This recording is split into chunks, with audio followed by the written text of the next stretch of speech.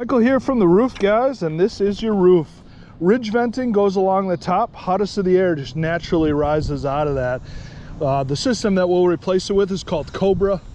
Breathes a lot better to let some more hot air out, and then it has a matching shingle that goes over top of it. So it'll look a lot better on this roof.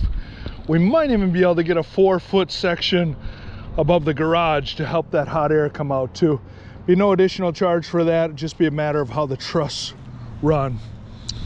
Notice a lot of granule loss on the shingles. That just happens with builder grade shingles. So important to stay away from that. Looks like you got some wind damage here lower on the roof. Can't see what's propping that up. Let's see.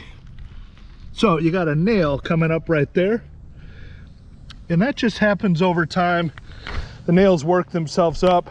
Wind gets under that and continues to lift it. The gutters that you have are a 5-inch. That was the standard back then. The new standard is a 6-inch gutter with heavy-duty hangers. We can reuse these gutters when we do the roof, or we can replace them and upgrade them. Here's another nail that came out. Another one there. So that's what's happening here is your nails are just starting to work their way out over time. Another one right here. Your plumbing boot, that's where your sink, your tub, your toilet all breathe from. This one's full of water, so it shouldn't be water that high. You might want to check with a plumber and see if your drains need to be snaked out, or if there's a plumbing issue. The ones that we replace them with will have a guard on top of it to help from the bugs and things getting in there. Goosenecks, those are more than likely for a bath fan. We'll replace those. They come in gray, brown, or black. Another nail came up right there, or somebody put it there to help hold down the ridge shingle. Another one there. All right, and this area right here is called the cricket. Down below there, it takes the longest for the water to dry. So a lot of times when we see leaks, it'll be around these gable fronts. So we'll run the ice and water barrier in the valley per code, but then we'll go above and beyond and get it in there also. Another big thing is the drip edge here. That's what flicks the water away from the house. It's not code yet, but I do suspect that it will be soon. So a lot of roofers will skip over that. They won't replace the drip edge.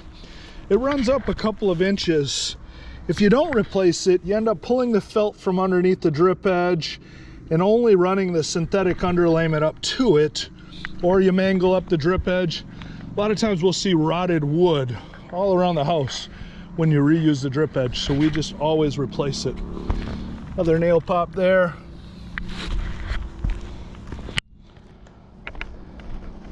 Other side of the gable, you can see where that water has just sat there a while, so it's nice to have that added protection under there. This one here, this gooseneck, is for your dryer vent. It's recommended that you clean this out every year, year and a half, because they start to get a lot of lint buildup in them. It takes longer for your dry cycles, and it's really hard on the dryer. So that's a service we do for $89. Happy to help that out while we're doing the roof also. Another nail pop here. All in all, that's your roof.